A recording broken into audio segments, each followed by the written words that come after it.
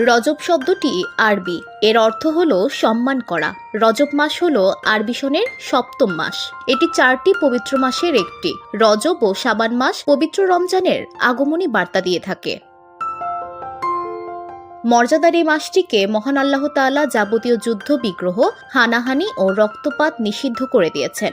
রাসূলুল্লাহ সাল্লাল্লাহু আলাইহি সাল্লাম বলেন, আল্লাহ তাআলার আসমান জমিন সৃষ্টি করার দিন থেকে 12 মাসে বৎসর হয়। এর মধ্যে 4টি মাস সম্মানিত, 3টি একাধারে জিলকদ, জিলহজ ও মুহররম এবং চতুর্থটি হল রজব মুদার, যা জমাদিউল আখিরা ও শাবানের মধ্যবর্তী মাস।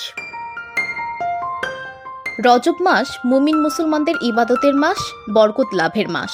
কেননা রাসূলুল্লাহ সাল্লাল্লাহু আলাইহি সাল্লাম কোমরে কাপড় বেঁধে এই মাসের ইবাদত বন্দিগিতে নিয়োজিত হতেন, রোজা রাখতেন এবং বেশি বেশি বরকত পেতে দোয়া পড়তেন। তার উম্মতকেও দোয়া পড়তে বলতেন। তা হলো আল্লাহুম্মা বারিক লানা ফি রজাবা ওয়া শাবানা ওয়া বাল্লিগনা রমাদান।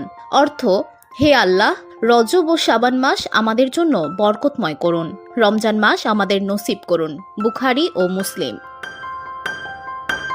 হযরত উম্মে সালমা রাদিয়াল্লাহু বলেন, রাসূলুল্লাহ সাল্লাল্লাহু আলাইহি সাল্লাম রমজান মাস ছাড়া সবচেয়ে বেশি রোজা পালন করতেন শাবান মাসে, অতঃপর রজব মাসে। হযরত আয়েশা রাদিয়াল্লাহু বলেন, যখন রজব মাস আসতো, রাসূলুল্লাহ সাল্লাল্লাহু আলাইহি সাল্লামের আমলের আধিক্য দেখে আমরা তা বুঝতে পারতাম। কোন কোন বর্ণনায় এসেছে, রাসূলুল্লাহ সাল্লাল্লাহু আলাইহি সাল্লাম রজব মাসে 10টি রোজা রাখতেন, শাবান মাসে 20টি রোজা রাখতেন এবং রমজান মাসে 30টি রোজা রাখতেন।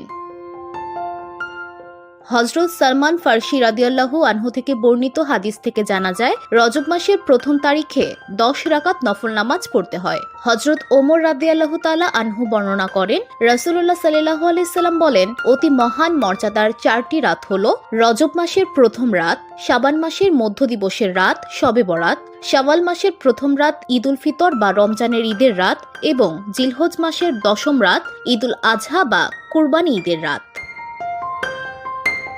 VOD Bangla news desk.